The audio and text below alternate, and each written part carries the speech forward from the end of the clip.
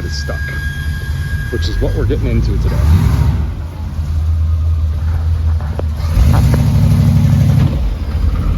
And there it is. A little bit and then you skid it. Try a little bit back. It's been raining constantly, so it's so wet. The ground is just mud. I think she's hoping to get to the pavement to have some traction.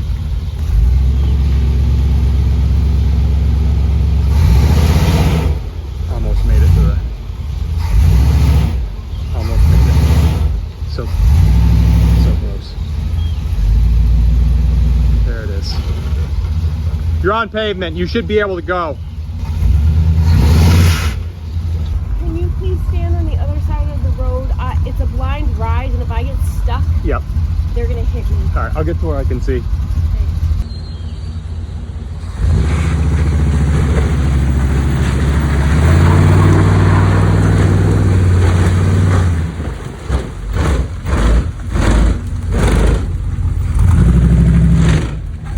Shutter is the brake locking, but it's on pavement, so it doesn't really stay locked.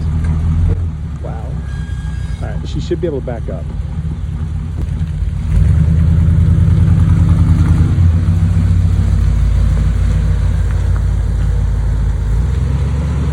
I feel like this is what it looks like when somebody takes off stealing a car with the burnouts and the mud flying.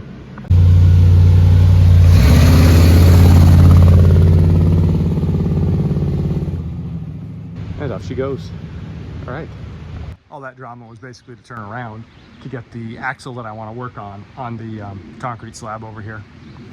But it's so wet here. So we've got a stuck brake here. And to get to that brake, we've got to take off both tires and the brake drum to get in behind that drum to do any amount of work on that brake. Luckily, we know that that tire can come off because we just replaced all of them. Yeah, these are new tires, so we shouldn't have any issues with stuck bolts or anything. But to start out, what I've got to do is jack it up by the frame rather than the axle. If I jack it up by the axle, the tires don't come off because they catch on the wheel wells. So first step is to get it lifted by the axle. And got to make a little bit of a pile of blocks to do that, to jack it directly off the frame. So this chassis is extremely heavy duty. There's a lot of weight here. In my mind, the way to do this most safely is to get it up just enough to get the wheels off, and then to lower it back down so the axle is supported by some wooden blocks. So that is my goal, to get it up, get the wheels off, and lower it back on to some blocks so it's safe to fight with the brake drum. Be very, very careful, please.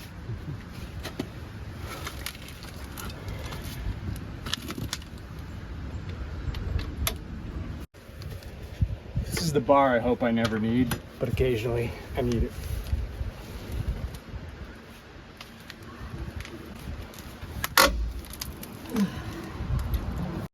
Andrew broke the lug nuts free, and I'm just taking them off now. While he's under here, Having the time of my life. in a mud puddle, jacking up the... Everything's on a mud puddle these days. It's true. Under? Yep. There it is. I would say roll that under the back, and we'll use it essentially like a... Block. Yep, last chance block.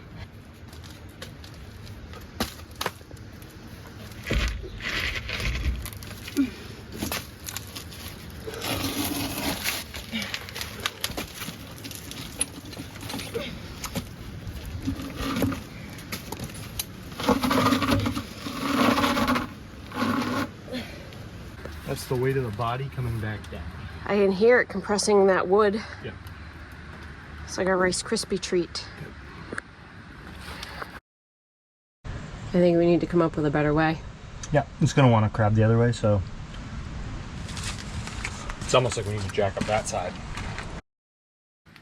Okay, I've got the tires off and I've got the chassis weight back down. I need to jack it up further because right now it's about level, and what happens is if I take this off, the gear oil in here will start to run out and spill. So I'm hoping if I can get a couple inches on it so the axle's at an angle, I won't lose much of the gear oil. So Andrew has everything cribbed up. And now he is putting more underneath the jack and getting that jack up higher so we can get more lift. I think we need to come up with a better way. Yeah, it's gonna want to crab the other way, so it's almost like we need to jack up that side. We'll jack this side. That was scary. Yep. It slid about 4 inches that way. It may be because that outside tire wasn't quite touching the ground.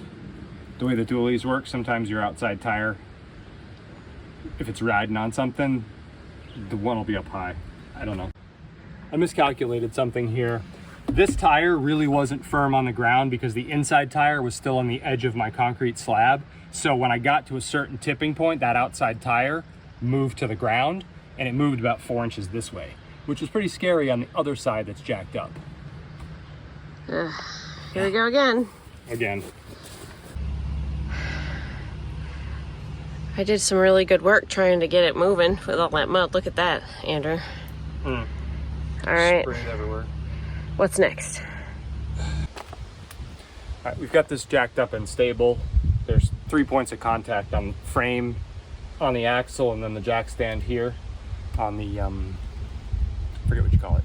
At any rate, we're gonna take off the end of the hub here, and we're gonna lose a little gear oil probably out the bottom. So I've got the bucket to catch that, but there's a seal here, and then this piece has a whole axle shaft, half an axle shaft that's gonna come out that goes all the way into the differential.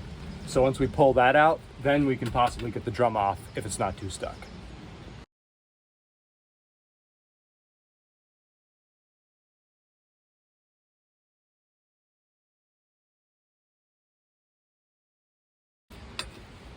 All right, it's good news, they're all loose.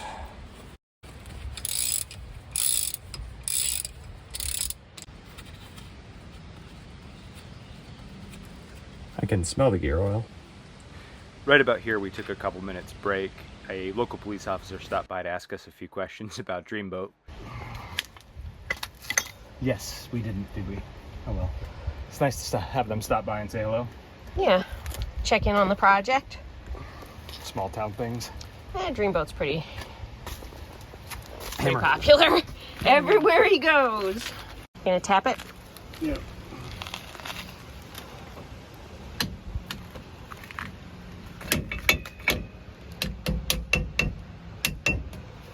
Oh, I saw that bump. Yep, saw it bounce. And there comes the oil.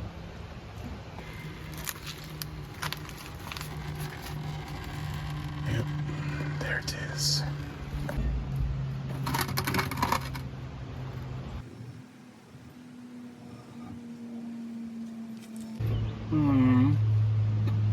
There might be water in this. Oh no. There's rust on the half shaft, which shouldn't happen, I don't think. You did the differential oil. It might be condensation, I don't know. The wheel bearing is actually visible beyond this nut. This nut has a little keeper on it. It's like a castle nut type thing. So once you spin that over, we should be able to loosen this up. This will loosen, then we get to the wheel bearing. Once we pull all that, the drum should come off.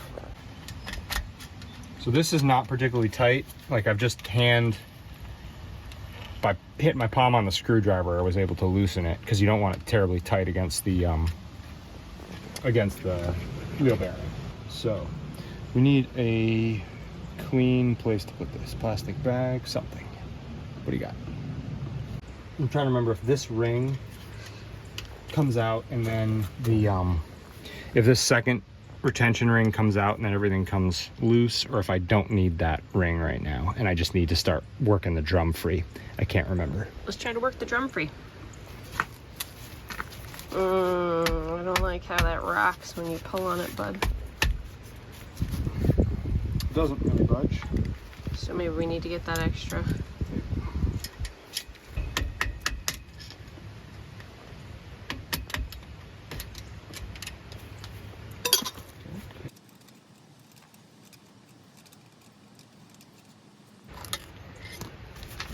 There it is. It's loose.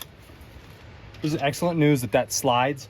If the stuck brake, because we backed up when we stopped, that's when the brake seems to free up and the drum is loose. If we had come to a stop, it's possible that brake would still be stuck inside the drum. While moving forward, if we had come to a stop. Yep, keeping the drum locked on the brakes. Oh, that would have been awful. Right. All right, so I need to catch that as we come out.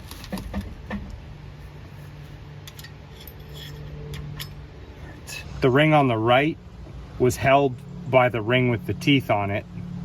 Then that ring clamped down the smooth one against the wheel bearing. Are we gonna remember that? Well, we've got it on video now. Stop. How heavy is that? A couple hundred, like 80 pounds, 100 pounds. I don't want you just to pull it off and have to He-Man it. I would like for us to have some way of catching it. Okay, all right. This is gonna be awesome.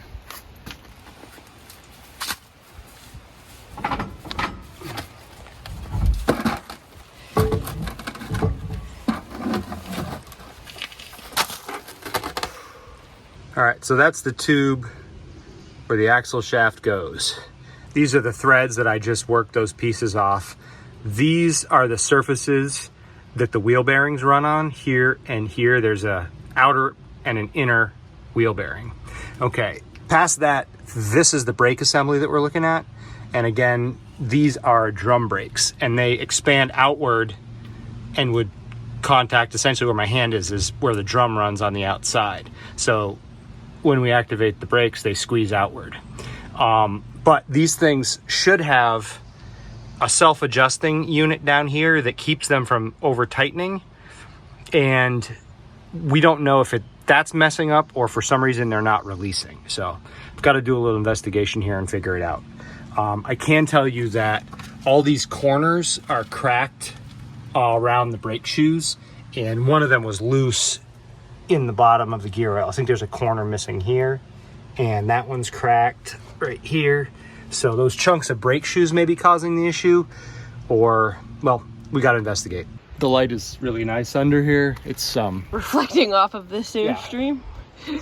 I'm just lighting it up under there. Yeah, it's superb. Okay, I've got brake cleaner. I have to take these shoes off. To do that, I have to basically take off a bunch of the springs. I bought new hardware. So this is the adjuster for the brake tension. I've got a new one of those. The lever that actuates it, some springs, another pack of springs over here. Should have the correct springs to reassemble this with the new shoes on and everything tensioned correctly. We've done this before on the other side, but I just don't remember. Yeah, I've got a vague memory of kind of how it goes. I'm gonna take the hardware I'm removing and put it here. This spring pack comes with a bunch of extra and different. Might be enough for both sides. At any rate, I'm gonna pile it all as I take it off so I don't lose track of anything.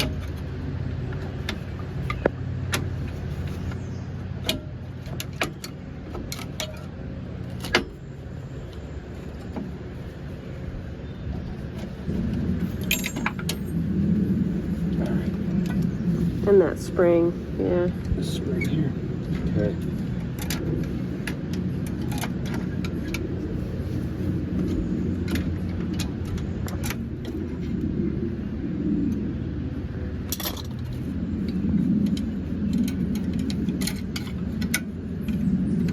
I'm just going to lay out my new parts here, more or less in the way that they came off, so I've got some reference for how to put them back together.